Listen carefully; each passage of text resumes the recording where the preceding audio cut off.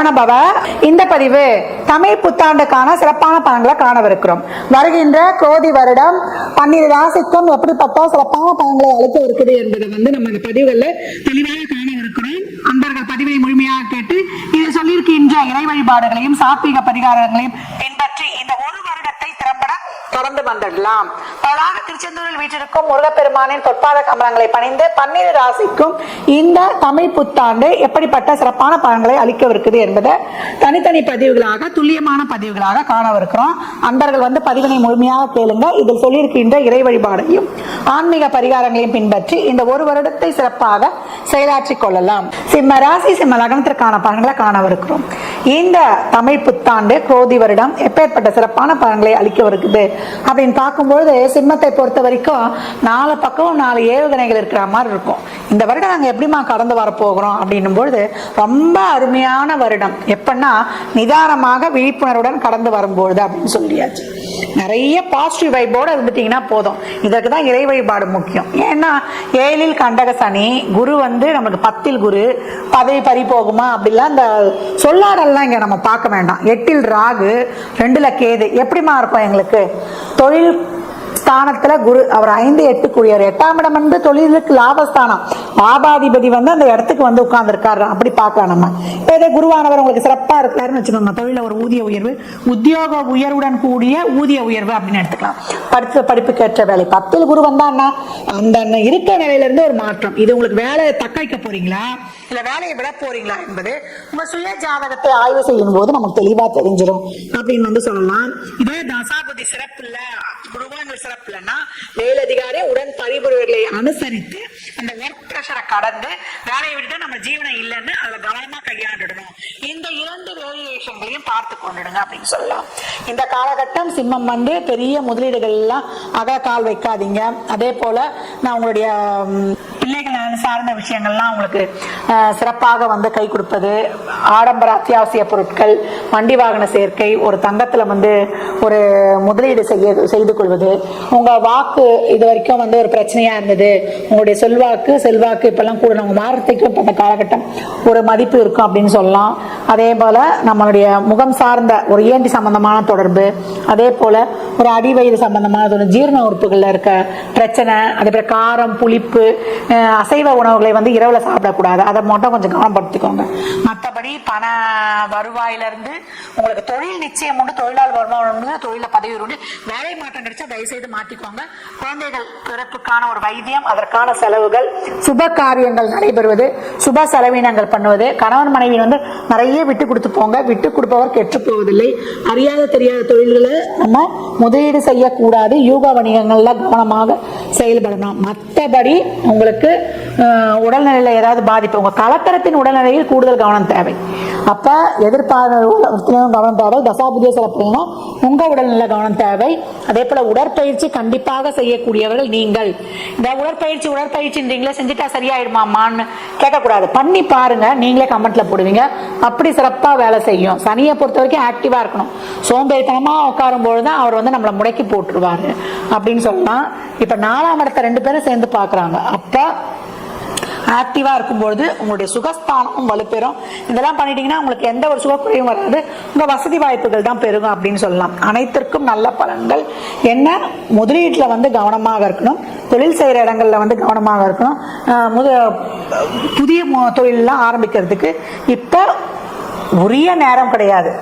மேல மாற்றம் கிடைச்சா போயிடணும்னு சொல்லியிருக்கேன். உடல் ஆரோக்கியத்துல வாய் வார்த்தையிலாம் வாக்குறுதிகளை தேவைப்பட்டா மட்டும் கொடுங்க. தேவையில்லாம வாக்குறுதி கொடுக்காதீங்க. கமிட்மெண்ட்ல கவனமா இருக்கணும். காரியத்தை செய்து முடிச்சுட்டு தான் வெளியில சொல்லணும். எதிர்பார்வைகளிடம் கவனமாக இருங்க. அது இங்க வலியுறுத்தப்படுகிறது சிம்மத்திற்கு அப்படின்னு சொல்லியாச்சு. ஏன்னா நீங்க நிறைய மண்டையில போட்டுக்கிட்டே இருப்பீங்க. அந்த ஓட்டங்கள்லாம் கொஞ்சம் நிறுத்தணும். எது தேவையோ அதை மட்டும் தான் சிந்தனை செய்யணும். இந்த காலகட்டம் சிம்மம் விழிப்புணர்வுடன் கவனமுடன் திறம்பட திட்டமிட்டா சிறப்பா இந்த காலகட்டங்களை கடந்து வந்துடலாம். சிம்மத்திற்கு தொழில் நல்லா இருக்கும் அப்படின்னு சொல்லியாச்சு. அப்ப மற்ற விஷயங்கள்ல கவனம் தேவை. நீரு கொண்டு நடை போடலாம். இந்த பலன்கள்லாம் கோள்களின் கோச்சார நகரத்தை சொல்லப்பட்டிருக்கு. இந்த செய்தாளத்துல இப்ப என்ன தசாபதி நடக்குது, அது எதற்காக உங்களுக்கு ஊக்கப்படுத்துது? திருமணம், குழந்தை பாக்கியத்திற்கா இல்ல பொருளாதார முன்னேற்றத்திற்கா என்பதெல்லாம் உங்க சுய ஜாதகத்தை ஆய்வு செய்வது மூலம் மட்டுமே நாம் தெள்ள தெளிவாக அறிந்து கொள்ள முடியும். இந்த காலகட்டம் சிம்மராசிக்காரர்கள் நிறைய இறை வழிபாடு, மலை மேல் இருக்கக்கூடிய தெய்வங்கள், அதே போல பழனி முருகன், அதே போல திருவண்ணாமலை கிரிவலம் செய்வது, தீபமிட்டு வழிபடும் பொழுது, நிறைய அன்னதானம் தரும் பொழுது, காளியை வணங்கும் பொழுது, காளி எந்த வடிவமானாலும் இருக்கலாம், ஆகால நேரத்தில் காளியை வழிபடும் பொழுது உங்களுக்கு அபரிமிதமான பலன்களை கண்கூடாக பார்க்கலாம். செல்வ செழிப்பிலிருந்து, தேக ஆரோக்கிய முன்னேற்றத்திலிருந்து, எதிரி தொல்லைகளிலிருந்து அனைத்திலும் வெற்றி மட்டுமே உங்களுக்கு கிட்டும் அப்படின்னு கேட்டா அது மிகையே கிடையாது. சிம்ம ராசி லக்னக்கார அன்பர்கள் வாழ்நாள் முழுவதும் சிறப்பான பலன் அடைவதற்கு என் மனமார்ந்த வாழ்த்துக்களை தெரிவித்துக் கொள்கிறேன். மிக அன்பர்களுக்கு வணக்கம். நம்ம இந்த குரோதி ஆண்டினுடைய பொது பலன்கள் அப்படிங்கிறத பார்க்குறோம். திருவாக்கும் செய்கரமும் கைகூட்டும் செஞ்சொல் பெருவாக்கும் பீடும் பெருக்கும் உருவாக்கும் ஆதலால் வானோரும் ஆணை மூத்தனை காதலால் கூப்புவதும் கை. அதாவது குரோதி ஆண்டு அப்படிங்கிறது தமிழ் வருடங்களில் மொத்தம் 60 ஆண்டுகளில் 38வது ஆண்டாக வரக்கூடிய ஆண்டு. இந்த குரோதி ஆண்டுக்குன்னு நமக்கு ஒரு வெண்பா முன்னோர்கள் கொடுத்துருக்காங்க. அது என்னன்னு பார்த்தீங்கன்னா, கோர குரோதி தன்னில் கொள்ளை மிகும் கல்லறினால் பாரில் சடங்கள் பயமடைவார், கார்மிக்க மழை குறையும், மாகம் குறையும், அற்ப விளைவும் உண்டாகும் என சொல்லு அப்படின்னு சொல்லியிருக்காங்க. ஸோ இந்த பாடலின் படி என்ன சொல்லியிருக்காங்க அப்படின்னா, குரோதி ஆண்டு, குரோதி அப்படின்னா குரோத எண்ணங்கள் அப்படின்னு அர்த்தம். அதாவது 3 விதமான எண்ணங்கள் இருக்குது. சாத்வீக எண்ணம், ராட்சச எண்ணம், தாமச எண்ணம். இதில் சாத்வீகம்ன்றது எல்லாருக்கும் பிடிச்ச ஒரு குணம். சிரிச்சுக்கிட்டு சந்தோஷமாக வாழக்கூடிய, யாருக்கும் துன்பம் நினைக்காம நான் தானும் சந்தோஷமாக இருந்து மற்றவங்களையும் சந்தோஷமாக வாழ வைக்கிற குணத்துக்கு பேர் தான் சாத்வீகம் அப்படின்னு பேர். அது இறைவனுக்கு ஒப்பான குணம் அப்படின்னு அர்த்தம். அடுத்து தாமச குணம் அப்படின்னா சோம்பல்னு அர்த்தம். ராட்சசம் அப்படின்னா மிருக குணம்னு அர்த்தம். தானும் துன்பப்படுத்திக்கிட்டு மற்றவங்களையும் துன்பப்படுத்துகிற குணத்துக்கு பேர் ராட்சச குணம் பேர். இந்த ராட்சச குணத்தை ஒட்டி வரக்கூடிய குணத்துக்கு பேர் தான் குரோதம். குரோதம்னா கோபம் அப்படின்னு அர்த்தம். இந்த குரோத ஆண்டு அப்படிங்கிறது 38வது ஆண்டாக வரக்கூடிய இந்த தமிழ் புத்தாண்டில் குரோத ஆண்டு அப்படின்ட்டு பேர் வச்சுருக்காங்க. இந்த குரோத ஆண்டு எப்படி பிறகுது அப்படின்னு பார்த்தீங்கன்னா, ஞாயிற்றுக்கிழமை அன்னைக்கு மிதுன ராசி, திருவாதிர நட்சத்திரம், மீன லக்னம், சஷ்டி தீதியில் தைத்துளை காரணத்தில் பிறக்குது. ஸோ இந்த அமைப்புகள்லாம் ஒட்டி நம்ம கணிக்கும் போது என்ன பலன் நமக்கு கிடைக்குது அப்படின்னா, வெண்பாவின் படியே பலனை எடுத்துக்கணும்னா அப்படியெல்லாம் இல்லைங்க. வெண்பா ஒன்று சொல்லும், அது பொது பலனில் வந்துடும். பர்டிகுலராக இந்த ஆண்டு பிறக்கக்கூடிய பஞ்சாங்கத்தை ஒட்டியும், அந்த பர்டிகுலர் அந்த ஆண்டினுடைய கிரக நிலைகளை ஒட்டியும் நம்ம பலன்கள் எடுக்கணும். அப்படி பலன்கள் எடுக்கும்போது இந்த ஆண்டு செவ்வாய் அரசனாக வர்றதுனால, இந்த ஆண்டினுடைய அரசன் அப்படின்னு பார்த்தோம்னா ராஜா செவ்வாய் அப்படிங்கிறதுனால இந்த ஆண்டு செவ்வாயை ஒட்டியே அமைஞ்சிருக்கும். செவ்வாய் அப்படிங்கிற கிரகம் அப்படிங்கிறது யுத்த கிரகம் பேர், போர் குணம் கொண்ட கிரகம் பேர். அதாவது யுத்த கிரகம் அப்படின்னா ஒரு நாட்டை காக்கிறதுக்கு வீரன் வேண்டும், போர் வீரன் கண்டிப்பாக வேணும், தளபதி வேணும். அப்படின்ற ஒரு அமைப்பில் ஒரு பாதுகாப்பை சொல்லக்கூடிய ஆண்டாக தான் இந்த ஆண்டு பிறந்திருக்கு. மீன லக்னம் அப்படிங்கிறது சுக்கிரன் உச்சமடையக்கூடிய ராசி மீன ராசி. ஸோ இந்த ஆண்டு பெண்களுக்கு ரொம்பவுமே சிறப்பான ஒரு ஆண்டாக நிச்சயமாக இருக்கும். மீன லக்னத்தில் பிறகுது. திருவாதிரை நட்சத்திரம்ன்றது நட்சத்திரங்கள் 27 6வது நட்சத்திரமாக இருக்கக்கூடிய திருவாதிரை நட்சத்திரம். அந்த திருவாதிரை நட்சத்திரத்துக்கு என்ன சிறப்பு அப்படின்னா, சிவபெருமானுடைய நட்சத்திரமே திருவாதிரை நட்சத்திரம் தான். சிவபெருமானுடைய முழு அம்சம் கொண்ட நட்சத்திரம் திருவாதிரை நட்சத்திரம். அப்படிப்பட்ட திருவாதிரை நட்சத்திரத்தில் தொடங்கக்கூடிய இந்த தமிழ் புத்தாண்டு மகாலட்சுமியினுடைய அம்சம் 6வது நட்சத்திரமாக வரக்கூடியதுனால இது மகாலட்சுமியினுடைய அம்சங்கள் நிறைஞ்சிருக்கும். ஸோ இந்த ஆண்டு போர் பயம் கொஞ்சம் இருக்கும், ஆனால் போர் நடக்க வாய்ப்பே இல்லை. ஏன்னா இந்த வருஷம் தேர்தல் வருது, எலெக்ஷனுடைய முடிவும் நமக்கு சாதகமாக, மக்களுக்கு சாதகமான ஒரு அமைப்பில் ரிசல்ட் வரும். ஏப்ரல் மாத வாக்கில் அந்த ரிசல்ட் அப்படிங்கிறதுலாம் வரும். இந்த ஏப்ரல் மாதத்தை ஒட்டி வரக்கூடிய கிரக நிலைகள், பொதுவான கிரக நிலைகள் பொது பலன்களில் பார்க்கும்போது மக்களுக்கு ரொம்பவுமே சாதகமாக இருக்கிறதுனால மக்களுக்கு எந்த விதமான பாதிப்புகளும் ஏற்படாத ஒரு தலைவர் தான் சிம்மாசனத்தில் அமர முடியும்.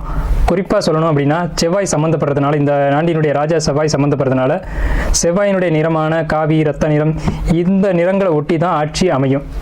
ஸோ அந்த அமைப்பில் இருக்கிறதுனால இந்த ஆண்டு ரொம்பவுமே அமைதியான ஒரு சந்தோஷமான வருடமாக இந்த குரோதி ஆண்டு நிச்சயம் இருக்கும் அப்படிங்கிறதுல எல்லளவு மாற்றம் இல்லை. சஷ்டி திதி அப்படிங்கிறது முருகனுக்கு உகந்த திதி. சஷ்டி திதியினுடைய கிரகம் அப்படி அதிதேவதையான கிரகம் அப்படின்னு பார்த்தா முருகன், செவ்வாய். அப்போ செவ்வாய்ன்றப்ப மறுபடியும் செவ்வாய் ரிப்பீட் ஆகிறதுனால என்ன விஷயம் நம்ம சொல்ல வரோம் அப்படின்னா, செவ்வாய் சம்மந்தப்பட்டு தான் இந்த ஆண்டு இருக்கும். அப்போ இந்த ஆண்டு தேர்தலும் அது சம்மந்தப்பட்டு தான் இருக்கும். பர்டிகுலராக இந்த ஆண்டு திருடர்களுடைய பயம் இருக்கும்னு இந்த ஆண்டினுடைய பாடல் சொல்லுது. ஸோ எப்படி இருக்கும் அப்படின்னு பார்த்தீங்கன்னா, இந்த ஆண்டினுடைய திருட்டு பயம் அப்படிங்கிறது ஆன்லைன் சம்மந்தப்பட்டதா, ரொம்ப புத்தி கூர்மையோடு செயல்படக்கூடிய நபர்களா, கம்யூனிகேஷன் வழியா, செல்ஃபோன் திருட்டு இந்த மாதிரியாக தான் நடக்கும். அது அரசாங்கத்தால் கட்டுப்படுத்தப்படும். நல்ல அரசு ஆட்சிகள் அப்படிங்கிறது மாநில அரசுக்கும் மத்திய அரசுக்கும் ஒரு இணக்கமான சூழ்நிலைகள் இப்போதைக்கு இல்லை. இன்னும் கொஞ்சம் காலத்துக்கு பிறகு தான் அதெல்லாம் வரும். காலங்கள் படிப்படியாக எல்லாத்தையும் மாற்றும். குறிப்பாக பர்டிகுலராக நம்ம எடுக்க வேண்டிய விஷயம் அப்படிங்கிறது, இந்த ஆண்டில் நீங்கள் தெரிஞ்சுக்க வேண்டிய முக்கியமான விஷயம் என்ன அப்படின்னு பார்த்தீங்கன்னா, இந்த ஆண்டு ஆலயங்கள் புதுப்பிக்கப்படும், ஆலயங்கள் புதிதாக கட்டப்படும். கடந்த வருஷம் ஆலயங்களுக்கே சோதனை நடந்தது. நம்ம கஷ்டம்னு சொன்னால் கடவுள்கிட்ட போவோம். கடவுளுக்கே கடந்த ஆண்டு வந்து கஷ்டமாக தான் இருந்தது. பெட்ரோல் குண்டு வீசினதாக இருக்கட்டும், கோயில்கள் இடித்ததாக இருக்கட்டும், அரசாங்கமே கோயில்களை இடித்தது. அதுதான் ஒரு அபத்தமான ஒரு நிலை. ஸோ அந்த நிலைகள் எல்லாம் இந்த ஆண்டு மாறும். மக்களுடைய ஒரு ஒற்றுமையினால், மக்களுடைய ஒரு அதாவது செவ்வாய் வந்து பாசத்துக்கும் கிரகம், வீரத்துக்கும் கிரகம். அப்போ மக்கள் எல்லாம் ஒன்று கூடுவாங்க. செவ்வாய் தான் பங்காளிகளுக்கான கிரகம். அப்போ பங்காளிகள், ரத்த சொந்தங்கள் எல்லாம் உணர்வு ரீதியாக ஒன்றுபடும் போது கோயில்கள், ஆலயங்கள் புதுப்பிக்கப்படும், கட்டப்படும். மக்கள்களே முடிவு செஞ்சு தங்களுடைய கோயில்களை கட்டுவாங்க. குறிப்பாக இந்த ஆண்டு அவங்கவுங்களுடைய குலதெய்வத்தை வழிபாடு பண்ணுங்கள். உக்கிரமான தெய்வங்களை எடுத்து வழிபாடு பண்ணுங்கள். அதுதான் ரொம்ப முக்கியம். நம்ம குலதெய்வத்தை விட்டுட்டு நம்ம மற்ற தெய்வங்களை போய் வழிபாடு பண்ணுறதுல எந்த பிரயோஜனமும் இல்லை. உங்களுடைய தெய்வங்கள், உங்கள் வீட்டு தெய்வங்கள், குலதெய்வங்கள், இதை வழிபாடு பண்ணுங்கள். அதுக்கு இந்த குரோதி ஆண்டு ரொம்பவுமே பாசிட்டிவான ஒரு அதாவது சாதகமான ஒரு அமைப்பில் தான் இந்த குரோதி ஆண்டு பிறக்குது. என்ன காரணம் கேட்டிங்கன்னா, செவ்வாய் பலமாக இருக்குது.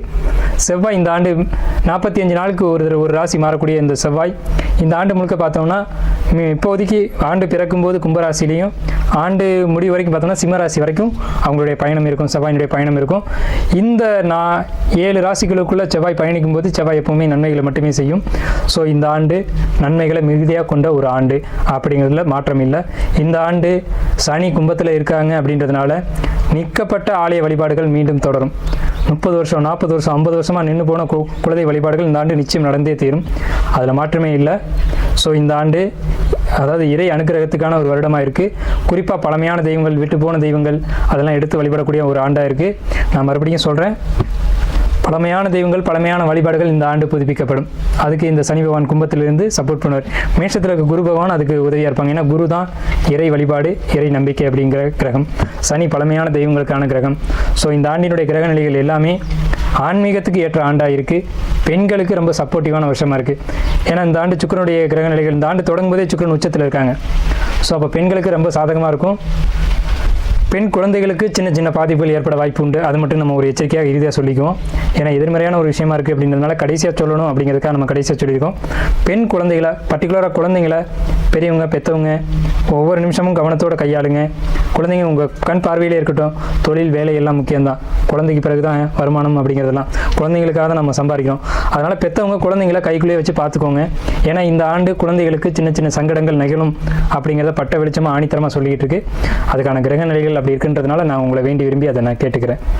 குரோதி ஆண்டு எல்லோருக்கும் நன்மைகள் நடக்க என்னுடைய வணக்கங்களும் வாழ்த்துக்களும். இப்போ இந்த வருடம் குரோதி வருடத்தினுடைய கிரகநிலைகளை ஒட்டி எந்தெந்த ராசிகளுக்கெல்லாம் ரொம்பவும் நல்லா இருக்குது அப்படின்னு பார்க்கும்போது, மேஷம், கடகம், கன்னி, விருச்சகம், மகரம், கும்பம் இந்த ராசிகளுக்கு நல்ல பலன்களையும், ரிஷபம், மிதுனம், துலாம், சிம்மம், தனுசு, மீனம் இந்த 5 ராசிகளுக்கு தீய பலன்களும் நடந்துகிட்டு இருக்கு. தீய பலன்கள் அப்படின்னா தீமையான பலன்கள் அப்படின்னு அர்த்தம்ல, நார்மலாக இருக்குது. இவங்க வந்து கொஞ்சம் கவனமாக இருக்கணும் அப்படின்னு அர்த்தம். காலபுருஷ ராசி தத்துவத்தில் 5வது ராசியான சிம்ம ராசி. இந்த குரோதி ஆண்டினுடைய வருட பெயர்ச்சி பலன்கள் மற்றும் பொது பலன்கள். இந்த குரோதி வருடம் சிம்ம ராசிக்கு என்ன விதமான பலன்களை கொடுக்குது அப்படிங்கிறத நம்ம பார்த்துக்கிட்டு இருக்கோம். அதில் மக நட்சத்திரம் 4 பாதமும், பூர நட்சத்திரம் 4 பாதமும், உத்திர நட்சத்திரம் 1ஆம் பாதமும் கொண்ட இந்த சிம்ம ராசி. சிம்ம ராசி அப்படின்னாலே சிங்கத்தினுடைய முகத்தை உருவமாக கொடுத்துருப்பாங்க. சிங்கம் அப்படின்னா காட்டுக்கு ராஜான்னு அர்த்தம். அரசனை போன்ற வாழ்க்கை வாழக்கூடியவங்க சிம்ம ராசிக்காரங்க. எங்கேயுமே தன்னோட மரியாதையை விட்டு கொடுக்க மாட்டாங்க. தன்னோட மரியாதைக்கு ஒரு சின்ன இடர் வந்தாலும் அந்த இடத்துல தூக்கி வீசிட்டு போயிட்டே இருப்பாங்க. எவ்வளோ பெரிய ஆளுன்னு பார்க்க மாட்டாங்க. ஸோ இது அரசாங்க ராசி, அரசு ராசி, சிம்ம ராசி அப்படின்லாம் பேர் இருக்குது இதுக்கு. இந்த சிம்ம ராசிக்காரங்க ஆண் தன்மையோடு நடந்துக்குவாங்க. ஒரு நிர்வாகத்திறமை இவங்கள்ட்ட அதிகமாக இருக்கும். அதே நேரத்தில் எல்லாருக்கும் பணிஞ்சும் போவாங்க. தனக்கான கரெக்டான மரியாதையும் எதிர்பார்ப்பாங்க. தனக்கான சரியான அங்கீகாரம் கிடைக்காத இடத்துல தூக்கி விசிறிட்டு போயிருப்பாங்க. எவ்வளோ பெரிய ஆளாக இருந்தாலும் சரி, அவங்களுக்கு கட்டுப்பட மாட்டாங்க. சிம்ம ராசியில் பூமியில் ஒரு குழந்தை பிறக்குது அப்படின்னாவே அதனுடைய தத்துவம் என்ன அப்படின்னு கேட்டிங்கன்னா, பூர்வ புண்ணியம் அதிகமாக இருந்தால் மட்டும்தான் நீங்கள் இந்த ராசியில் பிறக்க முடியும். ஏன்னா இது 5வது ராசி. ஜோதிடத்தில் 5ஆம் பாவம் அப்படின்றது பூர்வ புண்ணியத்துக்கான பாவகம். பூர்வ புண்ணியம் நிறைஞ்ச ராசி சிம்ம ராசி. அப்போ யாரெல்லாம் சிம்மத்தில் மக நட்சத்திரத்துலேயோ, பூர்வ நட்சத்திரத்துலேயோ, உத்திரம் 1லையோ பிறக்கிறாங்கன்னா அவங்களுக்கு பூர்வ புண்ணியம் அதிகமாக இருக்குது அப்படிங்கிறது அர்த்தம். சிம்மத்தில் பிறந்த குழந்தை சாதிக்காமல் போனதா சரித்திரமே கிடையாது. ஸோ அப்பேற்பட்ட ஏற்றங்களை கொண்ட இந்த சிம்ம ராசி குரோதி ஆண்டில் என்ன விதமான பலன்களை அனுபவிக்க காத்துக்கிட்டு இருக்கீங்க அப்படிங்கிறத கிரக நிலைகள் கொண்டு நான் விளக்க இருக்கிறேன். இப்போ குரோதி வருஷத்தில் சிம்ம ராசிக்கு உங்களுக்கு சந்திரன் சிம்மத்தில் இருக்காங்க. இந்த சந்திரனுக்கு 2ஆம் வீட்டில் தனவரவுன்னு சொல்லக்கூடிய 2ஆம் வீட்டில் கேது பகவான் இருக்காங்க.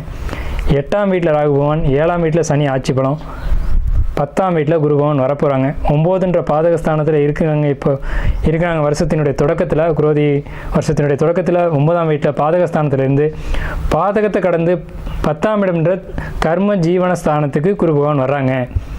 ஸோ 10ஆம் வீட்டுக்கு வரக்கூடிய குரு பகவானுக்கு என்ன ஏற்றம்னு கேட்டிங்கன்னா, ஒரு பாடல் உண்டு, ஈசனோர் 10ல் தலையோட்டில் இறந்துண்டதும். ஈசனே ஆனால் கூட 10ல் குரு வந்தால் தலையோட்டில் இறந்துண்டது அப்படின்னு சொல்லுவாங்க. இந்த சிவபெருமான் ஏன் அந்த மாதிரி இறந்து உண்டாங்க அப்படின்றதுக்கு ஒரு கதை இருக்குது. அதுக்கும் இந்த 10ல் குரு வர்றதுக்கும் சம்பந்தம் இல்லை. இது சொல்லப்போனால் இட்டுக்கட்டி ஒரு கொண்டு வந்த மாதிரியான ஒரு பாடல் அப்படி கூட சொல்லலாம். அதாவது பொதுவாக என்ன கருத்து நிலவுது அப்படின்னு கேட்டிங்கன்னா, 10ல் குரு வந்தால் பிச்சை எடுப்பாங்க அப்படின்னு சொல்கிறாங்க. அப்படிலாம் கிடையாது. பிச்சை எடுத்தெல்லாம் அதை பார்க்கக்கூடாது. கடன் வாங்குவாங்க அப்படின்னு பார்க்கணும். கடன் கேட்டு கடன் கிடைக்கும் அப்படின்றது தான் அப்படி மாற்றி சொல்லியிருக்காங்க. கேட்குற இடத்துல கடன் கிடைச்சா நல்லதானங்க.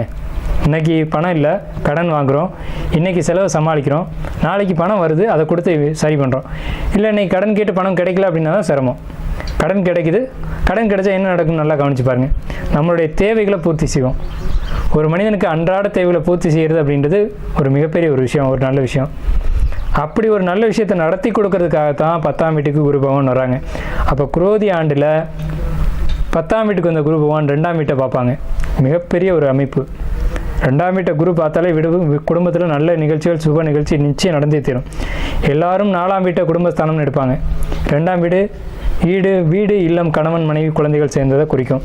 அப்போ கணவனுக்கோ மனைவிக்கோ குழந்தைகளுக்கோ சுபகாரியங்கள் நடக்கிறதுக்கு மிக முக்கிய ஒரு விஷயத்த இந்த குரு பகவானுடைய 5ஆம் பார்வை அப்படிங்கிறது சிம்ம ராசிக்கு சொல்லிக்கிட்டு இருக்கு.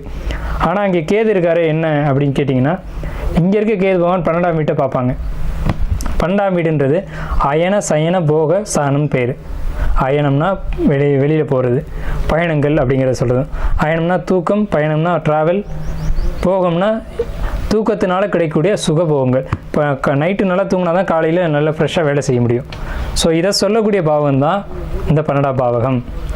ஸோ இப்படிப்பட்ட அமைப்பில் இருக்கக்கூடிய சிம்மத்துக்கு என்ன பலன்கள் அப்படின்னு கேட்டால், உடல் ஆரோக்கியத்தில் இருக்க குறைபாடுகள் சரியாகும். ஏன்னு கேட்டிங்கன்னா, 12ஆம் வீட்டையும் கேது பார்த்து 4ஆம் வீட்டையும் குரு பார்க்குறதுனால மிகப்பெரிய உடல் ஆரோக்கிய மேம்பாடு நிச்சயம் நடக்கும். மாற்றமே இல்லை. ஹெல்த் வைஸ் ரொம்ப பர்ஃபெக்டாக இருக்கீங்க. இது மிகப்பெரிய ஒரு விஷயம். மாணவர்கள் 4ஆம் இடம்ன்றது ஸ்டடீஸை குறிக்கும், படிப்பை குறிக்கும். மாணவர்களுக்கு ரொம்ப அற்புதமாக இருக்குது. 9ஆம் வீட்டில் குரு இருக்கிறது மிகப்பெரிய ஒரு அமைப்பு. இந்த குரோதி ஆண்டின் தொடக்கம் வரைக்கும் படிப்பு ரொம்ப அற்புதமாக இருக்குது. 10ஆம் வீட்டுக்கு வந்த பின்னாடியும் படிப்புக்கு பிரச்சனை இல்லை. படிக்கிறவங்களுக்குலாம் அருமையாக படிப்பு ஏறும், நல்ல ஞாபக சக்தி கிடைக்கும், அருமையான ஒரு ஞாபக சக்தி அப்படிங்கிறது கிடைக்கும். ஸோ இது ஒரு மிகப்பெரிய ஒரு விஷயம். படிப்புக்கு நல்லா இருக்குது. அரசியல்வாதிகளை பொறுத்த வரைக்கும் நிச்சயம் சாதிப்பாங்க, அதில் மாற்றமே இல்லை. 5-8 கூடிய குரு பகவான் 10ஆம் வீட்டில் நின்று 2ஆம் வீட்டை பார்த்தா அரசியல்வாதிகள் கண்டிப்பாக சாதிப்பாங்க. அரசியலில் வெற்றி உண்டு, நிச்சயம் உண்டு. சிம்ம ராசிக்கு, சிம்ம லக்னம், சிம்ம ராசிக்காரங்க அரசியலில் ஈடுபட்டாங்கன்னா நிச்சயம் வெற்றி உண்டு. இதில் பர்டிகுலராக நம்ம என்ன சொல்லணும்னா, சிம்ம ராசிக்கு இந்த பலன் 100% பொருந்தும். சிம்ம லக்னத்துக்கு 50% கூட இந்த பலன் பொருந்தும். 50%க்கு மேலேயே பொருந்தும். அதனால் லக்னம் தானே அப்படின்னு நீங்கள் பெருசாக எடுத்துக்கோனா, லக்னத்துக்கும் இந்த பலன்கள் பொருந்தும். அடுத்து கேட்டிங்க அப்படின்னா, தொழில், வியாபாரம், உத்தியோகம் இதுக்கு எப்படி இருக்கும் அப்படின்னு கேட்டிங்கன்னா, 6க்குடைய சனி பகவான் 7ஆம் வீட்டில் ஆட்சி. 7ஆம் வீட்டு தான் வாடிக்கையாளர். அப்போ தொழில் செய்யக்கூடியங்க வாடிக்கையாளர் வந்தால் தான் தொழில் செய்ய முடியும் இல்லையா? அப்போ இந்த வாடிக்கையாளர் வந்து செய்யக்கூடிய தொழில்களான எல்லா தொழில்களும் பொதுவாக 2ஆம் வீட்டில் கேது பகவான் இருக்குது. கேது ஞானம், குறி சொல்கிறது, வாக்கு சொல்கிறது இதெல்லாம் குறிக்கும். இந்த தொழிலில் இருக்கக்கூடிய சிம்ம ராசிக்கு கேது 2லேயோ 8லேயோ கனெக்ட் ஆனால் தான் குறி சொல்ல முடியும். சிம்ம ராசிக்காரங்க இந்த ஆண்டில் புதுசாக இந்த மாதிரியான தொழில் செய்யக்கூடியவங்களுக்கு மிகப்பெரிய ஏற்றம். அப்போ 2ல் கேது இருக்கே சார், தனவரவை சுருக்குமா? ஏன்னா கேது சுருக்கிற பிளானெட்டு தானே அப்படின்னு கேட்டால், கேது சுருக்காது. ஞானத்தை போதிக்கக்கூடியவங்களுக்கு குரு பகவான் பார்வை தனவரவை அதிகப்படுத்துது அப்படின்னு அர்த்தம். சிம்ம ராசிக்காரங்க யாராவது குறி சொல்லக்கூடியவங்க, ஜோசியம் பார்க்கக்கூடியவங்க, ஞானத்தை போதிக்கக்கூடியவங்க இருந்தாங்க, அல்லது உபதேசம் பண்ணி சம்பாதிக்கக்கூடியவங்க இருந்தாங்க அப்படின்னா பெரிய அளவு தனவரவு கொடுக்கும், அது நிச்சயம். கலைத்துறையில் இருக்கக்கூடியவங்க, ஜோதிடமே ஒரு கலை தான், கலைத்துறையில் இருக்கக்கூடியவங்களுக்கு மிகப்பெரிய ஒரு ஏற்றத்தை, ஒரு விருதுகளை, பட்டங்களை, பதவி உயர்வுகளை நிச்சயம் இந்த ஆண்டு குரோதி வருஷம் கிடைக்கும் அப்படிங்கிறதுல மாற்றமே இல்லை. சிம்ம ராசிக்காரங்க 8ஆம் வீட்டில் ராகு பகவான் இருக்கிறது எச்சரிக்கை. ஏன்னா 8ஆம் வீடு அப்படிங்கிறது மறைமுகமான இடங்கள், ஒதுக்குப்புறங்களை சுட்டி காட்டும்.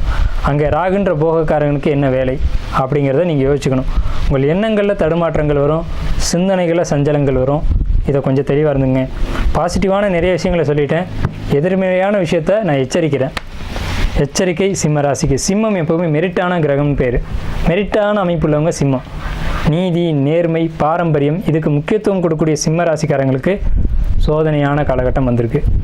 இந்த சோதனையில் நீங்கள் வெற்றி அடைய போகிறீங்களா, வீழ்ச்சி அடைய போகிறீங்களா, நீங்களே முடிவு செய்யுங்க. உங்கள் கையில் முடிவு விடுறேன். ஏன்னா 8ல் வந்திருக்க ராகு பகவான் அவர் கூட வேலை செய்வார். ராகு பகவான் இந்த குரோதி ஆண்டு முழுக்கவே 8ஆம் வீட்டில் இருக்கார்.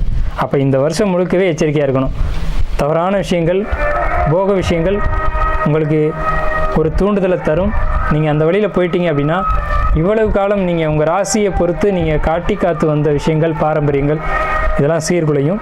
ஸோ அதனால் அந்த இடங்களில் மட்டும் நீங்கள் எச்சரிக்கையாக இருங்க அப்படின்றத நான் சொல்கிறேன். மற்றபடி எல்லா விஷயங்களும் உங்களுக்கு ரொம்பவுமே அற்புதமான ஒரு அமைப்பில் இருக்குது. ஸோ உங்களுக்கு 6ஆம் வீட்டை குரு பகவான் பார்க்குறது, தொழில், வியாபாரம் இதில் நல்லாயிருக்கு. பணி செய்யக்கூடியவங்க, ஜாப்பில் இருக்கக்கூடியவங்க, ஐடி துறையில் இருக்கக்கூடியவங்களுக்கு பர்டிகுலராக மிகப்பெரிய ஒரு ப்ரமோஷனும் ஊதிய உதவியும் கண்டிப்பாக கிடைக்கும். அதே மாதிரி தொழில் செய்யக்கூடியவங்களுக்கு 10ஆம் வீட்டில் குரு வந்திருக்கிறதுனால தொழில் செய்யக்கூடியவங்களுக்கு நல்ல ஏற்றம். நீங்கள் செய்ய வேண்டிய வழிபாடு அப்படின்னு பார்த்தீங்கன்னா 9 கூடிய செவ்வாய், உங்களுக்கு 8ஆம் வீட்டில் ராகு இருக்காங்க அப்படின்றதுனால ஏதாவது பலி கொடுக்கறதா வேண்டிக்கோங்க. பலி கொடுக்கறதுன்னா பெரிய பெரிய பலிகள் நம்ம சொல்ல, சின்னதாக ஒரு சின்ன பலிகள், அதாவது எலுமிச்சம்பழம் அறுத்தா கூட ஒரு பலின்னு தான் சொல்கிறாங்க. ஸோ அந்த மாதிரி பலிகளை தான் நம்ம இங்கே சுட்டி காட்டுறோம். ஏன்னா 8ஆம் வீட்டில் ராகு அப்படிங்கிறது கட் பண்ணணும் அப்படின்றத சொல்லுது.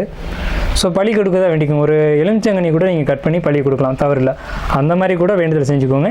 ஆனால் பலி கொடுக்கக்கூடிய வேண்டுதல் நீங்கள் செய்யணும். ஏன்னா உங்களுக்கு கிரிட்டிக்கலாக இருக்கக்கூடிய இடம் 8ஆம் பாவத்தில் ராகு இருக்கிறதான்.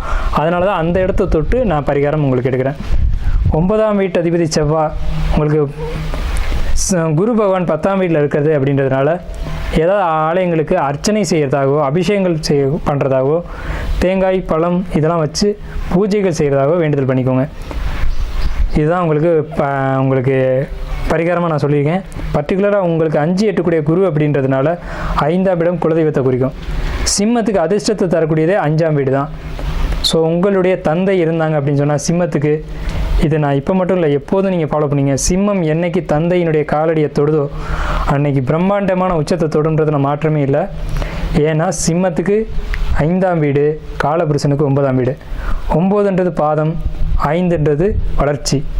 அப்போ அது 9ஆம் வீடுன்றது தந்தையும் குறிக்கும். சிம்மம் என்னைக்கு அடிபணிஞ்சு தந்தையினுடைய காலை தொடுதோ அன்னைக்கு அதனுடைய வளர்ச்சியை யாராலையும் தடுக்க முடியாது, இறைவன் கூட தடுக்க முடியாது. ஸோ சிம்ம ராசிக்காரங்க தாய் தந்தையினுடைய காலை தொட்டு வணங்குவது மிகப்பெரிய புண்ணியம். ஆனால் இவங்க பணிய மாட்டாங்க. சிம்மம் யார்கிட்டையுமே அடி பணியாது, குறிப்பாக தந்தையின் இடத்துல அடி பணியவே பணியாது. அதனால தான் உங்களை நான் அழுத்தி சொல்கிறேன், திருப்பி சொல்கிறேன். சிம்மம் புத்தாண்டு பிறக்கிற அன்று உங்களுடைய தாய் தந்தையினுடைய பாதங்களை தொட்டு வணங்குங்க. இதை விட அதிர்ஷ்டம் உங்களுக்கு வேறு எதுவும் கிடையாது. இந்த அதிர்ஷ்டம் உங்களுக்கு மிகப்பெரிய அளவில் இருக்கும். 5 கரத்தோனை போற்றி, ஆனை முகத்தானை போற்றி, மூஷிக வாகனனை போற்றி, மூலப்பரம்பொருளை போற்றி, சித்தி புத்தி விநாயக பெருமானை போற்றி. குருவே சரணம். இணையத்தாள் இணையங்களுக்கு வணக்கம். இது தமிழ் வருட ராசி பலன். குரோதி வருடம் எப்படி இருக்க போகுது அப்படிங்கிறத பார்க்கலாம். அதுக்கு முன்னாடி குரோதி வருடத்தில் நடக்கக்கூடிய முக்கியமான பொதுவான விஷயங்கள் என்ன அப்படின்னா, இந்த வருடத்தோட ராஜாவாக செவ்வாய் வராரு, மந்திரியாக வந்து பார்த்திங்கனாக்கா சனி வராரு, அர்க்காதிபதி மேகாதிபதியாக சுக்கிரன் வராரு. அப்போ அரசியலில் நிறைய மாற்றங்கள் ஏற்படும், அரசியல் ரீதியான குழப்பங்கள் இருக்கும். மேல் அதிகாரி, உயர் அதிகாரி சொல்வதை கீழே உள்ளவங்க கேட்டு நடக்க மாட்டாங்க அப்படிங்கிற மாதிரியான ஒரு அமைப்பு. மேல்மட்ட நிர்வாகத்துக்கும் கீழ்த்தட்ட மக்களுக்கும் கடும் போராட்டங்கள் இருக்கும் அப்படிங்கிற மாதிரியான ஒரு அமைப்பு.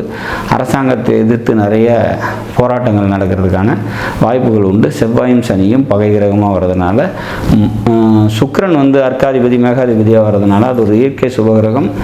மழை இந்த வருஷம் ஓரளவுக்கு இருக்கும் அப்படிங்கிற மாதிரி ஒரு சுச்சுவேஷன். விவசாயம் சார்ந்த தொழில் செய்கிறவங்களுக்கு தொழில் முன்னேற்றமாக இருக்கும். விவசாய விளைபொருட்கள் நல்லபடியாக விலை கொடுத்து விவசாயிகள் மகிழ்ச்சியாக இருக்கக்கூடிய ஒரு வருஷமாக இந்த வருஷம் இருக்கும் அப்படிங்கிற மாதிரியான ஒரு அமைப்பு. விவசாய பொருட்கள் விலையே வரும் அப்படிங்கிற மாதிரியான ஒரு சுச்சுவேஷன்ஸ். சரி, மொத்தத்தில் குரோதி வருடம் வந்து பார்த்திங்கனாக்கா சிம்மராசிக்கு எப்படி இருக்கும் அப்படின்னா, சிம்மராசிக்கு இது ஒரு நல்லதொரு வருடமாக இருக்கும். ஏன் அப்படின்னா, பொதுவாக இந்த வருஷத்தில் வருடக்கோள்களோட பயிற்சி அப்படின்னு பார்த்தீங்கன்னாக்கா குரு பயிற்சியும் சனி பயிற்சியும் இருக்குது. குரு வந்து வருஷத்தோட ஆரம்ப நிலையிலேயே சித்திரை மாதத்துலேயே பயிற்சி ஆகிறாரு. சனியோட பயிற்சி வருஷ கடைசியில் பங்குனி மாதம் பயிற்சி ஆகிறாரு. சரி, இப்போ சிம்மராசியை பொறுத்த வரைக்கும் எப்படி இருக்கும் அப்படின்னா, பொருளாதாரம் நல்லா இருக்குங்க. பொருளாதாரம் நல்ல உயர்வு நோக்கி நகரும். 2ஆம் வீட்டுக்கு குரு பார்வை இருக்குது. அப்போ திருமணம் தொடர்பான விஷயங்களில் நன்மைகள் ஏற்படுறதுக்கான வாய்ப்புகள் ரொம்ப அதிகம். இளைய சகோதரம், கம்யூனிகேஷன், சிறுதூர பயணங்களில் வந்து பார்த்திங்கனாக்கா பெரிய நன்மைகள் ஏற்படுறதுக்கான வாய்ப்புகள் உள்ள. வண்டி, வீடு, சொத்து தொடர்பான நன்மைகள் ஏற்படும். தாயார் உடல்நிலைகள் வந்து பார்த்திங்கன்னா நல்லபடியாக இருக்கும். ரியல் எஸ்டேட் சம்மந்தப்பட்ட தொழில் செய்கிறீங்களா, அதெல்லாம் நல்ல முன்னேற்றமான ஒரு சூழ்நிலையில் நல்லபடியாக போகும் அப்படிங்கிற மாதிரி சொல்லலாம். பூர்வீகம், இடம், குலதெய்வ அனுகிரகம் இதெல்லாம் வந்து பார்த்திங்கனாக்கா இந்த வருஷம் கொஞ்சம் கம்மியாக இருக்குது. குலதெய்வ கோயிலுக்கு வந்து ரொம்ப நாளாக போகணுன்னு நினச்சிங்கன்னா அதெல்லாம் தடைபட்டுக்கிட்டே இருக்கிற மாதிரியான ஒரு சுச்சுவேஷன்ஸ். சரி, வேலைக்கு போயிட்டுருக்கவங்களுக்கு வேலையில் வந்து பார்த்திங்கனாக்கா மிக முன்னேற்றமான ஒரு சூழ்நிலைகள் நடக்கும். ஏற்றுமதி இறக்குமதி தொடர்பான தொழில் செய்கிறீங்க அப்படின்னா அதெல்லாம் நல்லபடியாக இருக்கும் அப்படின்னு சொல்லலாம். தாய் வழி சொந்தங்களால் நன்மைகள் நடக்கக்கூடிய நல்லதொரு மாதமாக நல்லதொரு வருடமாக இந்த குரோதி வருடம் இருக்கும் அப்படிங்கிறத நம்ம எதிர்பார்க்கலாம். சனி பயிற்சி வருஷத்தோட கடைசீட்டில் இருக்கிறதுனால வந்து பார்த்திங்கனாக்கா உங்களோட 7ஆம் பாவத்திலேருந்து உங்களோட ராசிவே பார்த்துட்ருக்கார் இல்லையா. அப்போ திருமண தடைகள்லாம் இந்த வருஷத்தோட கடைசீட்டில் நீங்கும் அப்படிங்கிற மாதிரியான ஒரு அமைப்பு. அப்போ மொத்தத்தில் இந்த குரோதி வருடம் வந்து தொழில் ரீதியான பல மாற்றங்களும் வேலை ரீதியான மாற்றங்களும் தரக்கூடிய நல்லதொரு வருடமாக நிச்சயமாக சிம்மராசிக்கு அமையும் அப்படிங்கிறத நம்ம உறுதியாக சொல்லலாம்.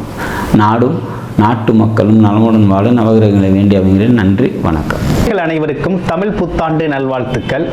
இப்போ பார்த்தோம் அப்படின்னு கேட்டிங்கனாக்க, இந்த வருடம் குரோதி வருடம் எப்படி இருக்க போகுது அப்படிங்கிறத பற்றி நம்ம பார்க்க போகிறோம்.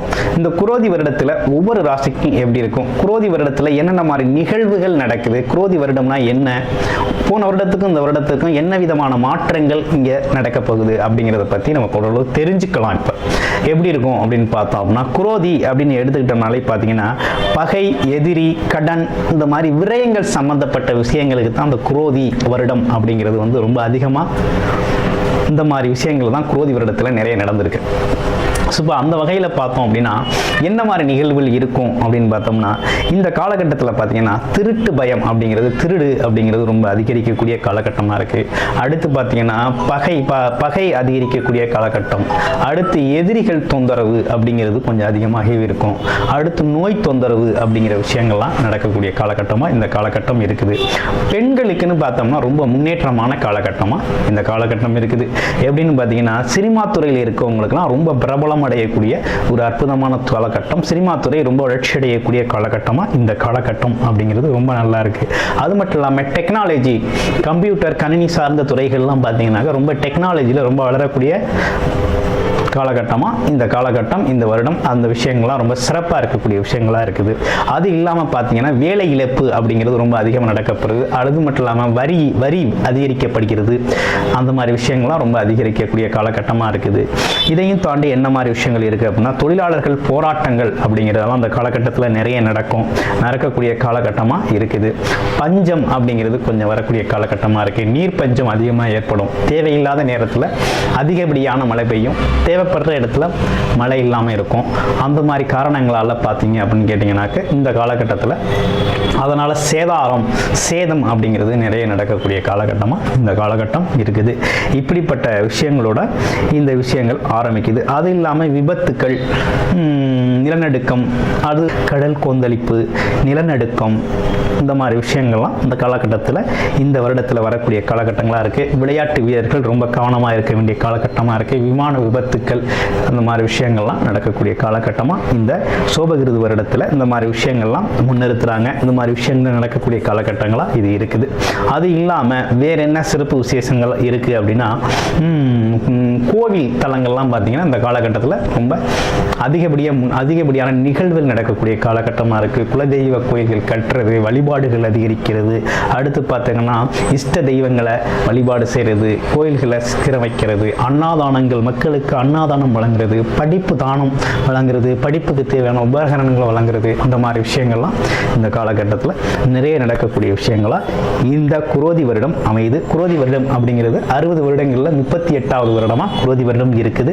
இந்த வருடத்தில் செவ்வாய் பகவான் தான் பார்த்தீங்கன்னா ராஜாவாக இருக்கார், சனி பகவான் தான் மந்திரியாக இருக்கார். இப்படிப்பட்ட சிறப்புகளோட இந்த வருடம் தொடங்குது. ஒவ்வொரு ராசிக்கும் எப்படி இருக்கும் அப்படிங்கிறதையும், உங்கள் ராசிக்கு எப்படி இருக்கும் அப்படிங்கிறதையும் இப்போ நம்ம பார்க்க போகிறோம். சிம்ம ராசி நேயர்களுக்கு இந்த வருடம் எப்படி இருக்க போகுது அப்படிங்கிறத பற்றி பார்த்துக்கிட்டு இருக்கோம். குரோதி வருடத்தோட சிறப்புகள் எப்படி இருக்குது, குரோதி வருடத்தோட ராசி பலன்கள் எப்படி இருக்குது அப்படிங்கிறத பார்த்துக்கிட்டு இருக்கோம். அந்த வகையில் சிம்ம ராசியை பொறுத்தவரையில் சிம்ம ராசி அப்படின்னு உங்கள் ராசி அதிபதி பார்த்தீங்கன்னா ரொம்ப உச்சமாக இருக்கார். அதாவது இந்த வருடத்தோட தொடக்கத்தில் ரொம்ப உச்சத்தில் உங்கள் ராசியோட அதிபதி பார்த்தீங்கன்னா 10ஆம் இடத்துல ரொம்ப உச்சத்தில் இருக்கிறார். அதுவும் பார்த்தீங்கன்னா அங்கே குருவோட சேர்ந்து பார்த்தீங்கன்னா உச்சம் பெற்றிருக்கிறார். ஒரு சிறப்பான அமைப்பு அப்படின்னு சொல்லணும். தொழில் அமையாத சிம்மராசி அன்பர்கள் அனைவருக்கும் தொழில் அமைஞ்சிடும். நீண்ட நாளாக தொழில் செஞ்சுக்கிட்டு இருக்கணும் அப்படிங்கிறவங்களுக்கு தொழில் கண்டிப்பாக செய்யக்கூடிய ஒரு தன்மை அப்படிங்கிறது கிடச்சிரும். அதே போல் பார்த்தோம் அப்படின்னா அவங்களுக்கான கடன் அப்படிங்கிறது பார்த்தீங்கன்னா கொஞ்சம் கொஞ்சமாக அடைபடக்கூடிய ஒரு தன்மை ஏற்படுது. சொன்ன சொல்ல காப்பாற்றக்கூடிய ஒரு அமைப்பு அப்படிங்கிறது அவங்களுக்கு இருக்குது. அது மட்டும் இல்லைங்க, இந்த காலகட்டத்தில் அரசியல் துறையில் ஈடுபாடு கொண்ட அனைவருக்குமே பார்த்தீங்கன்னாக்க பதவிகள் கிடைக்கக்கூடிய ஒரு அமைப்பு இருக்குது. சிம்மராசினியர்களை பொறுத்தளவுல பார்த்தீங்கன்னா அரசியல் பதவி, அரசியல் ஆதாயங்கள் எல்லாமே இந்த காலகட்டத்தில் இந்த குரோதி வருட காலத்தில் கைகூடும். அதுவும் இந்த மாதத்தை பொறுத்தவரை குரு சூரியன் உச்சத்தில் இருக்கிறதுனால கண்டிப்பாக பதவிகள் அப்படிங்கிறது கிடைக்கக்கூடிய ஒரு அமைப்பு இருக்குது. பொதுஜன தொடர்புகளை அதிகப்படுத்தக்கூடிய அமைப்பு இருக்குது. விஐபிக்களோட சந்திப்புகள் நிகழக்கூடிய ஒரு அமைப்பு இருக்குது. ஆமாம், பெரிய பொருளாதார முன்னேற்றத்தை இந்த காலகட்டத்தில் அவங்க அடையலாம். ஏன்னா அந்தளவுக்கு அவங்களுக்கு பார்த்தீங்க அப்படின்னு கேட்டிங்கனாக்க வருமானம் அப்படிங்கிறது, தொழில் வருமானங்கிறது அதிகரிக்கக்கூடிய காலகட்டமாக தான் அவங்களுக்கு இருக்குது அப்படின்னு சொல்லணும். அதே நேரத்தில் 7ஆம் இடத்துல சனி செவ்வாய் சேர்க்கை, அதாவது அவங்களோட பாக்கிய அதிபதி அப்படிங்கிறது பார்த்தீங்கன்னாக்கா சேர்ந்திருக்கிறார். அதாவது ராசியோட பாக்கிய அதிபதி அப்படின்னு சொல்லக்கூடிய 9ஆம் அதிபதி கூட சனி பகவான் சேர்ந்திருக்கிறது அப்படிங்கிறது பார்த்தீங்கன்னாக்க தாய் தந்தை உறவுகள் அப்படிங்கிறதுல விரிசல் ஏற்படக்கூடிய ஒரு தன்மை அப்படிங்கிறது இருக்குது. ஆமாம், ரொம்ப கவனமாக கையாள வேண்டிய ஒரு அமைப்பு அப்படிங்கிறது இந்த காலகட்டத்தில் இருக்குது அப்படின்னே சொல்லணும். அது மட்டும் இல்லைங்க, கணவன் மனைவி இடையே பார்த்தீங்கன்னா ஒற்றுமை குறைபாடு அப்படிங்கிறது ஏற்படக்கூடிய ஒரு தன்மை இருக்குது. அதனால் அனுசரித்து செல்லக்கூடிய ஒரு அமைப்பு அப்படிங்கிறது ரொம்ப முக்கியம் அப்படின்னு சொல்லணும். அடுத்து 3க்கும் 10க்கும் அதிபதி உச்சம் பெற்று இருக்கிறாரு. ராகுவோட சேர்ந்து உச்சம் பெற்று இருக்கிறால எடுத்த தொழில்கள் அனைத்துலையும் வெற்றி பெறக்கூடிய ஒரு தன்மை அப்படிங்கிறது ரொம்ப நல்லாவே இருக்குது. ஸோ எடுத்த துறை எந்த துறை சார்ந்த விஷயங்களாக இருந்தாலும் அவங்களுக்கு வெற்றி வாய்ப்புகள் அப்படிங்கிறது இந்த காலகட்டத்தில் கைகூடி வரக்கூடிய ஒரு அமைப்பு அப்படிங்கிறது ரொம்ப நல்லாவே இருக்குது அப்படின்னு சொல்லணும். மற்ற வகையில் எல்லாமே வெரி குட்ங்க. உங்களை ராசியை பொறுத்தவரையில் ரொம்ப சிறப்பான ஒரு அமைப்பு அப்படிங்கிறது இந்த காலகட்டம். இந்த தமிழ் மாத புத்தாண்டு பலன் அப்படிங்கிறது பார்த்தோம் அப்படின்னா மகம் நட்சத்திரத்துக்கு எப்படி இருக்க போகுது அப்படிங்கிறத பார்க்குறோம். மகம் அப்படின்னு எடுத்துக்கிட்டோம் அப்படின்னா மகத்தில் பிறந்தவர் ஜெகத்தை ஆழ்வார் அப்படிங்கிற மாதிரி ஒரு தன்மை இருக்குது.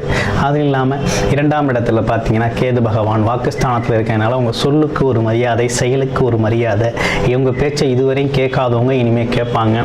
அது மட்டும் இல்லாமல் பார்த்தீங்கன்னா சித்திரை 18ஆம் தேதி குரு பயிற்சி வேறு வருதா. அப்போ குரு பயிற்சியோட தன்மைகளில் பார்த்தீங்க அப்படின்னா குருவோட ஆதிக்கம் அப்படிங்கிறது அதிகரிக்குது. உங்கள் பேச்சில் சொல்வன்மை அப்படிங்கிறது ரொம்ப அதிகரிக்குது. உங்களோட சொல்லுக்கு ஒரு மரியாதை, குடும்பத்தில் ஒரு வெற்றி, குடும்பம் சார்ந்த உறவுகளில் பார்த்தீங்கன்னா ஒரு நல்ல நட்புணரக்கூடிய மரியாதைகள் எல்லாம் ஏற்படக்கூடிய ஒரு அனுகூலமான காலகட்டமாக இந்த காலகட்டம் உங்களுக்கு இருக்குது அப்படின்னே சொல்லணும். அது மட்டும் இல்லாமல் பூர நட்சத்திரத்துக்கு எப்படி இருக்குது அப்படிங்கிறத பார்த்தோன்னா, பூர நட்சத்திர அதிபதி உச்சத்தில் இருக்கார், 8ஆம் இடத்துல உச்சமடைந்து இருக்கிறார். ஆமாம், 8ஆம் இடத்துல உச்சமடைந்து இருக்கிறது அப்படிங்கிறது பார்த்தீங்கன்னா ராகுவோட சேர்ந்துருக்கு, வெளிநாடு பயணம். அது மட்டும் இல்லாமல் பார்த்தோம் அப்படின்னு கேட்டிங்கனாக்க கம்ப்யூட்டர் கணினி சார்ந்த துறைகளில் வெற்றி அடையக்கூடிய ஒரு தன்மை. சிஏ அதாவது பார்த்தீங்க அப்படின்னா பேங்கிங் செக்டார் இது சார்ந்த துறைகள்லாம் பார்த்தீங்கன்னா இந்த காலகட்டத்தில் ஒரு முன்னேற்றம் அடையக்கூடிய காலகட்டம். அது சார்ந்த துறைகளில் வேலை பார்க்குறவங்களுக்குலாம் நல்ல பொருளாதார முன்னேற்றம் ஏற்படக்கூடிய ஒரு உன்னதமான மாதமாகவே இந்த மாதம் அமையுது. உத்திர நட்சத்திரக்காரர்களுக்கு அரசு சார்ந்த தொடர்புகள் அதிகமாக கிடைக்கும். அது மட்டும் இல்லாமல் பாக்கியஸ்தானத்தில் அப்பாவோட சொத்து பத்துக்கள் ரொம்ப இலகுவாக கிடைக்கக்கூடிய ஒரு அமைப்பு அப்படிங்கிறது, இருந்து வந்த சிக்கல்கள் தீர்ந்து ரொம்ப இலகுவாக முடியக்கூடிய ஒரு அமைப்பு அப்படிங்கிறது இருக்குது.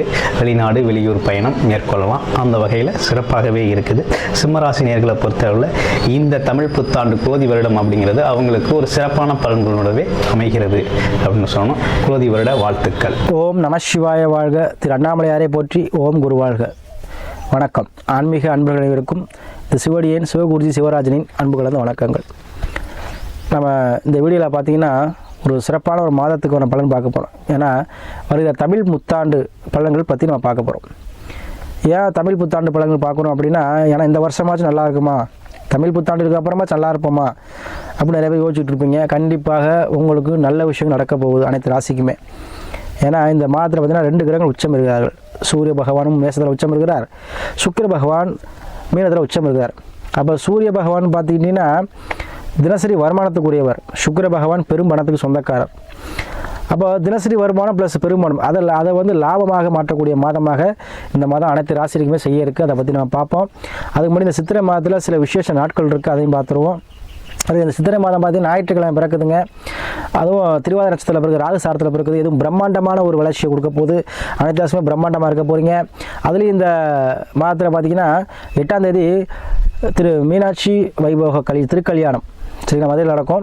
அந்த திருக்கல்யாண வைபவத்தில் அனைத்து ஆன்மீக நம்பர்களும் கலந்துக்குங்க. ஏன்னா அவங்க ஜாதகத்தில் சில ஜாதகத்தில் பார்த்தீங்கன்னா சனி சந்திரன் சேர்க்கை இருக்கும், அதை புணர்ப்பு தோஷம்னு சொல்லுவோம். அதைய தோஷமில் யாராக இருந்தாலும் இந்த திருக்கல்யாண வைபவத்தை பார்த்தாங்க. அப்போ தான் அந்த தோஷங்கள் சரியாகும். இந்த தோஷம் என்ன செஞ்சாமே ஏன் பார்க்கணும் அப்படின்னு கேட்டிங்கன்னா, யாருக்காவது தோஷம் இருக்கோ அவங்களுக்குலாம் பார்த்தீங்கன்னா திருமணம் சார்ந்த விஷயத்தில் நிறைய பிரச்சனை இருக்கும். ஒரு திரும்ப தடையாக இருக்கும், இல்லை இதெல்லாம் தாமதமாகிட்டே போயிட்டுருக்கோம், இல்லை திரும்ப நடக்காது. இதெல்லாம் ஒரு பரிகாரம் இந்த வைபோகத்தை பார்க்கணும். அதாவது மீனாட்சி திருக்கல்யாண வைபவத்தை கண்குளிர பார்க்கணும் சரிங்களா. இது ஒரு பரிகாரம். இதை பார்த்தீங்கன்னாவே உங்களுக்கு இந்த தோஷங்கள் என்ன ஆகும், நிவர்த்தி ஆகிரும். அதனால் அனைத்து ஆன்மீக நண்பர்களும் போய் பார்த்துட்டு அனைவரும் போய்ட்டு வாங்க. மிச்சாமே தோஷம் இருக்க தான் பார்க்கணுமா, நாங்கள் போகக்கூடாதா? கண்டிப்பாக அனைவருமே போய் பாருங்கள். அது அதை பார்க்க உங்கள் வாழ்க்கையில் ஒற்றுமை நீங்கும், ஒற்றுமை இருக்கும் சரிங்களா. வாழ்க்கை குடும்பத்தில் கணவன் மனைவிக்குள்ளே அந்யோன்யங்கள் அதிகரிக்கும். கண்டிப்பாக பார்த்துட்டு வாங்க. அதே போல் 10ஆம் தேதி பார்த்தீங்கன்னா நம்ம கள்ளழகர் வைகாட்டில் இறங்குவார் சரியா, எழுந்தருள்வார். அதை கண்டிப்பாக போய் மகளை தரிசிச்சுட்டு வாங்க. இதுதான் நம்ம விசேஷ நாட்கள் இந்த மாதத்தில் வருது. அடுத்து நம்ம ஒவ்வொரு ராசிக்கும் பார்ப்போம் சரிங்களா. இப்போ நம்ம பார்க்கக்கூடிய ராசி பார்த்திங்கன்னா சிம்ம ராசி. இப்போ சித்திரை மாதம் தமிழ் புத்தாண்டு மாதத்தில் இந்த சிம்ம ராசி எப்படின்னு பார்ப்போம். சிம்ம ராசி பார்த்திங்கன்னா ஒரு சிங்கமாக இருக்கக்கூடியவங்க, எதுலேயுமே சிங்கம் நடைபெறக்கூடியவங்க, எல்லா விஷயத்திலும் என்ன பண்ணுவாங்க, ராஜாவாக இருக்கக்கூடிய இந்த சிம்மராசி என்பவர்களுக்கு அதற்கு ஏற்றார் போல பலன்கள் செய்ய இருக்குது. இந்த மாதத்தில் ஒரு கிரகநிலை பார்த்தீங்கன்னா ராசிநாதன் உச்சம் இருக்கிறார். அப்போ என்ன பண்ணுவீங்க, உச்ச பலன் அடைய போகிறீங்க. ராசிநாதன் எங்கே போய் உச்ச பாக்கியஸ்தானம் சொல்லக்கூடிய மேச ராசியில் உச்சம் இருக்கிறார், ப்ளஸ் குருவோடு இருக்கிறார். அப்போது இந்த மாதிரி பிறக்கல உங்களுக்கு கண்டிப்பாக அனைத்து லாபங்களுமே கிடைக்கும். 9ஆம் பாவங்கிறது பாக்கியஸ்தானம். நமக்கு வர வேண்டிய தனவரவு, வர வேண்டிய உதவி, வர வேண்டிய பாக்கி, நம்ம எதுலலாம் எதிர்பார்த்துக்கிட்டு இருக்கோமோ நம்ம கிடைக்குமா கிடைக்காதா, நம்ம அதை வாங்க முடியுமா, ஒரு இடமா இருக்கலாம், இல்லை ஏதோ உத்தியோகமாக இருக்கலாம், இல்லை ஒரு தொழில் தொடங்குறதா இருக்கலாம், ஏதோ ஒரு விஷயம் நமக்கு வர வேண்டிய பாக்கியம். நமக்கு என்ன பாக்கியம் அப்படின்னா என்ன, நமக்கு வர வேண்டியது லாபஸ்தானம், மகாலட்சுமி ஸ்தானம் சொல்லக்கூடியது தான் பாக்கியஸ்தானம். அப்போ நம்ம வர வேண்டியது நீங்கள் நினைச்சிட்டு இருப்பீங்க, ஒருத்தர்கிட்ட காசு கொடுத்தேன், கடன் கேட்டான், அவசரத்துக்கு உதவி பண்ணேன், இப்போ நமக்கு திருப்பி கொடுக்க மாட்டேங்கிறான், இல்லை ஒருத்தர்கிட்ட கேட்டிருக்கேன் அது நமக்கு கிடைக்குமா, இல்லை ஒரு இடம் வாங்கலான்னு இருக்கேன், அதை வாங்கலாமா, வாங்க முடியுமா, காசு பணம் கையில் இல்லை, இந்த மாதிரி நிறையா விஷயங்கள் யோசிச்சுட்டு இருப்போம். அதான் நம்ம பாக்கியம்னு சொல்லக்கூடிய நமக்கு வர வேண்டிய பாக்கியம். அது நம்ம வந்தால் நமக்கு லாபத்தை கொடுத்துரும். அப்போ அத்தகைய எண்ணம் உள்ள உங்கள் சிம்மராசி யாராக இருந்தாலும் சரி, கண்டிப்பாக உங்களுக்கு அனைத்து பாக்கியமும் கிடைக்கக்கூடிய மாதமாக அந்த மாதம் இருக்கும். சரிங்களா? நம்ம ஏங்குகிற விஷயங்கள், நம்ம எதிர்பார்த்த விஷயங்கள், அது திருமணமாக கூட இருக்கலாம், அது வயதுக்கு ஏற்றாற்ப ஒரு ஆசைகள். நமக்கு என்னென்ன ஆசைகள், ஒவ்வொரு வயதுக்கும் ஒரு ஆசை இருக்கும். சரிங்களா? குழந்தைகளாக இருக்கும்போது நம்ம நல்லா படிக்கணும், நல்லா பிள்ளை மார்க் எடுக்கணும்னு நினைப்போம். திருமண வயதாக இருந்தோன்னே என்ன பண்ணுவோம், திருமணம் செய்யணும். சரிங்களா? அதே போல் வேலைவாய்ப்பு, சரிங்களா, படித்து முடிச்சிட்டான், இன்னும் வேலைக்கு போகல, வேலைவாய்ப்பு கிடைக்குமா, இது மாதிரி நம்ம மனிதர்கள் உள்ள ஆசைகள், அந்த ஆசைகள் எல்லாத்தையுமே நிறைவேற்றக்கூடிய மாதமாக இந்த மாதம் இருக்கும். ஏன்னா 8ல் சுக்கிரன் உச்சம் இருக்கிறார். சரிங்களா? 7ல் செவ்வாயும் சனி ஆட்சி பெற்ற சனியோடு இருக்கிறார். அப்போது நம்ம ஆசைகள் அனைத்துமே நிறைவேறக்கூடிய மாதமாக இருக்கும். ஏன்னா ஆசைகள்னு சொல்லக்கூடிய விஷயம், நம்ம ஒரு மனுஷனாக பிறந்துட்டோம்னா எல்லாருமே ஆசைகள் இருக்கும். ஏதோ ஒரு வகையான ஆசைகள் தான் இருப்போம் நம்ம. அந்த ஆசைகளை கொடுக்கக்கூடிய கிரகம் சுக்கிர பகவான், அந்த ஆசை நிறைவேற்றக்கூடிய கிரகமும் சுக்கிர பகவான் தான். அப்போ 2 கிரகம் உச்சம் வரும்பொழுது என்ன, உங்களுடைய விரும்பிய அனைத்துமே கிடைக்கக்கூடிய மாதமாக, விரும்பிய அனைத்தும் உங்களுக்கு லாபத்தை கொடுக்கக்கூடிய கிரகமாக இருக்கும். ஏன்னா பாக்கியஸ்தானங்கிறது முற்றிலும் சுபர், முற்றிலும் நல்ல ஒரு இடம். இதிலே அதிக வலிமைன்னு சொல்லக்கூடிய 9ஆம் பாவம் தான். சரிங்களா? 5ஆம் பாவத்தை விட வலிமை பெற்றது 9ஆம் பாவம். சரிங்களா? அப்போ அந்த 9ஆம் பாவம் உங்களுக்கு உச்சம் பெறும்போது ஆகும், உங்களுக்கு அனைத்துமே உச்சமான பலனை கொடுக்கும். அது தொழிலாக இருந்தாலும் சரி, வேலைவாய்ப்பாக இருந்தாலும் சரி, எந்த ஒரு விஷயமா இருந்தாலும் சரி, அதில் நீங்கள் உச்சமாக தான் இருப்பீங்க. உச்சமாக நம்பர் 1. அப்போ அந்த நம்பர் 1 பொசிஷன் இந்த மாதம் உங்களுக்கு கிடைக்குங்க. சரியா? அதேபோல் சூரிய உச்சம் பெறும்பொழுது உங்களுடைய ஆத்மா பலமாகும், உடல்நிலை சார்ந்த பிரச்சனைகள் தீரும், உடல் ஆரோக்கியத்தில் மேம்பாடு கிடைக்குங்க. அதே போல் 7ல் சனி ஆட்சி பெற்று செவ்வாய் இருக்கும் பொழுது களத்திரக்காரர், அதாவது 7வது களத்திரக்காரன் சனி பகவான் கண்டிப்பாக ஆட்சி பெற்று செவ்வாயோட சேர்க்கையோடு இருக்கிறார். கண்டிப்பாக திருமணம் ஆகாத, திருமண வயதில் இருக்கக்கூடிய ஆணாக இருந்தாலும் பெண்ணாக இருந்தாலும் சரி, இந்த சிம்மராசி யாராக இருந்தாலும் திருமணம் சார்ந்த விஷயங்கள் உங்களுக்கு கைகூடி வருங்க. சரிங்களா? அதே போல் உங்கள் சுய ஜாதகத்தை பார்த்துக்கங்க. சரியா? இதெல்லாம் சொல்கிறதெல்லாம் பொது பலன் தான். சுய ஜாதகத்தில் விதிங்கிறது பார்த்து, லக்கணங்கிறது உயிர், சந்திரங்கிறது உடல், தசாபுத்தின்னு சொல்லுவோம், அதுதான் நம்மளுடைய நல்ல நேரம். இதெல்லாம் பார்த்துக்கங்க. சரிங்களா? அதில் தனிப்பட்ட ஜாதகம் ஒருத்தர் தனிப்பட்ட ஜாதகம். ஏன்னா உலகத்தில் எல்லாருக்குமே ஜாதகம் ஒரே மாதிரி இருக்காது. எப்படி இருந்தாலும் கிரகங்கள் மாறி மாறி தான் இருக்கும். அப்போ அவங்களுடைய சுய ஜாதகத்தில் நம்ம என்ன வாங்கிட்டு வந்திருக்கோம், வரோம், நம்ம வாழ்க்கை எப்படி போக போகுது, எதை நோக்கி போக போகுது, நம்ம விதியில் என்ன வாங்கிட்டு வந்திருக்கோம், அந்த தசா பற்றி அதை முடிவு பண்ணும். சரிங்களா? அப்போ தசா பற்றி தான் முடிவு பண்ணும். ஒருத்தர் விதி இப்போ கடைசியாக ஏதோ ஒரு வேலை செஞ்சுட்டு இருப்பார், பிறந்தலேருந்து ஒரு பிரைவேட் கம்பெனி வேலை பார்ப்பார், ஒரு அரசாங்கத்தை வேலை பார்ப்பார், ஆனால் கடைசியாக அவருக்கு அரசியல்வாதியாக போகணுன்னு இருக்கும் விதியில். இல்லை ஒரு தேச தலைவராக இருப்பார், இல்லை ஒரு சம்மந்தமே இல்லாத வேலை பார்த்துருப்பார், இல்லை சம்மந்தமே விளையாட போயிடுவார். இதெல்லாம் எது முடிவு பண்ணுவோம், தசாபுத்தி தான் முடிவு பண்ணும். அப்போ பிறக்கையில் நம்ம பார்க்குறது எல்லாமே என்ன, தசாபுத்தி கேட்டார் போல தான் அது செயல்படும். அப்புறம் வாங்கி வந்து வர என்னங்கிறத உங்களோட சுய ஜாதகத்தை ஆய்வு பண்ணிக்கோங்க. அதற்கு கேட்டால் போல் தசாபதிக்கிட்ட முடிவு பண்ணுங்கள். சரிங்களா? அதுதான் உங்களுக்கு நடக்கும். அதே போல் இந்த மாதம் உங்களுக்கு அனைத்துமே அனைத்து பாக்கியமும் கிடைக்குங்க. நீங்கள் பயப்பட வேண்டாம். இந்த மாதத்தில் நீங்கள் எது நினச்சாலும் தொட்டதெல்லாம் தொடங்கும். அதாவது சுக்கிர பகவான் உச்சம் வரும்பொழுது கண்டிப்பாக அனைத்து வகையிலுமே, அனைத்து வழியிலுமே உங்களுக்கு தன லாபத்தை கொடுத்துரும். 2 தொழில் பண்ணுற மாதிரி வருங்க. கண்டிப்பாக 2 தொழில் பண்ணுற மாதிரி வரும். பணம் காசு இல்லை, பண கஷ்டமாக இருக்குது சாமி, பண தட்டுப்பாடாக இருக்குது, கடன் பிரச்சனை, கடன்காரன் வெளியே நிற்கிறேன், இதெல்லாம் சமாளிக்க முடியுமான்னு தெரியலன்னா இந்த மாதம் உங்களுக்கு என்ன ஆகும், உங்களுக்கு கண்டிப்பாக அந்த கடன் எடுக்கக்கூடிய சூழ்நிலையை பெற்றுத்தரும். அதே போல் உயில் சொத்தில் பிரச்சனை, உயிலில் பிரச்சனை, தாத்தா சொத்தில் உயிலில் எனக்கு கொடுக்க மாட்டேங்கிறாங்க, ஏமாற்றிட்டாங்க, அதெல்லாம் கிடைக்குமா, கண்டிப்பாக இந்த மாதம் கிடைக்கணும். 8ல் சுக்கிர உச்சம். அதே போல் சரி சாமி எல்லாம் வருமானம் இருக்குது, கடன் அடிச்சிடுவேன், ஒரு அதிர்ஷ்டம் இருக்குமா, நிறைய பேர் கேட்குறீங்க, அதிர்ஷ்டம் கிடைக்குமா, லாட்ரி யோகம், ஏதோ ஒரு வகையில் யோகம் கிடைக்குமா, கண்டிப்பாக இந்த மாதம் கிடைக்கும். ஏன்னா 8ல் சுக்கிர உச்சம் ப்ளஸ் ராகு கூட இருக்கிறார். அப்போ கண்டிப்பாக எதிர்பாராத திடீர் பண வரவு இந்த மாதம் உங்களுக்கு உண்டு. லக்குன்னு சொல்லுவோம்ல, அதை நீங்கள் கண்டிப்பாக எதிர்பார்க்கலாம். அதை கண்டிப்பாக நீங்கள் இந்த மாதத்தில் பெறுவீங்க. அதே போல் முன்னோர்கள் வழிபாடு செய்வீங்க, முன்னோர்கள் ஆசை கேட்டோம், தாய் வழி தந்தை வழி மூலமாக உங்களுக்கு அனுகூலம் கிடைக்கும், முன்னோர்கள் சொத்து மூலமாக உங்களுக்கு ஆதாயம் கிடைக்கும், பூர்வீகத்துக்கு போகிற மாதிரி வருங்க, பூர்வீகம் சார்ந்த விஷயத்தில் தொழில் பண்ணுவீங்க. அதே போல் விவசாய பணிகள் மேற்கொள்வீங்க. இதெல்லாமே உங்களுக்கு சகலமும் நீங்கள் நினைத்து பார்க்க முடியாத வெற்றியை கொடுக்கக்கூடிய மாதமாக இருக்கும். 7ல் சனி ஆட்சி விட்ட செவ்வாய், போட்டி தேர்வுகளில் வெற்றி பெறுவீங்க, போட்டிகளை கலந்துக்குவீங்க, எதிரிகள் உங்களுக்கு விளங்குவாங்க, எதிரிகள் பயங்கள் தொல்லைகள் நீங்கும், மறுமணம் சார்ந்த விஷயங்கள் நடைபெறுங்க, பிரிந்த கணவன் மனைவி சேரக்கூடிய மாதமாக இருக்கும். ஏன்னா 7ல் சனி ஆட்சி பெறுகிறார், லக்னாதி உச்சம் பெறுகிறார். கண்டிப்பாக கணவன் மனைவியில் பிரச்சனைகள் தீரும், கணவன் மனைவி அந்யோன்யங்கள் அதிகரிக்கும், எதிர்பார்க்காத விஷயங்களில் உங்களுக்கு லாபத்தை கொடுக்கக்கூடிய மாதமாக இருக்கும். எல்லா விஷயமுமே உங்களுக்கு என்ன ஆகும், சாதகமாக வரும் இந்த மாதம். ஏன்னா உச்சபெரும்பு லக்கண உச்சபெரும்புன்னா எல்லாம் நீங்கள் எடுக்கிற முடிவு சரியாக எடுப்பீங்க, குழப்பம் இல்லாமல் எடுப்பீங்க இனிமேல் சரி இந்த மாதத்தில்.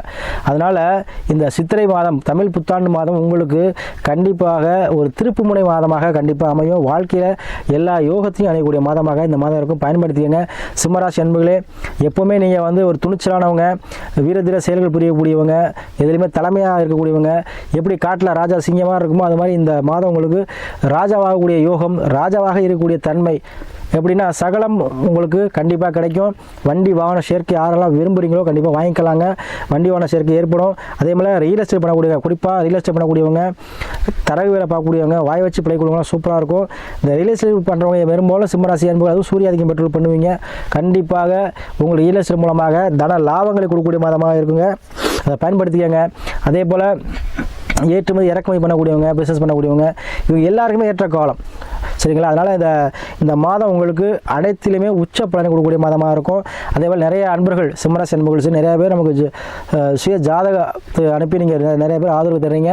உங்கள் அனைவருக்குமே நன்றியை சொல்லி, அதே போல் சித்திரை மாதம் சிம்ம ராசிக்கு யோகமான மாதமாக கண்டிப்பாக அமையும். பயன்படுத்திக்கங்க.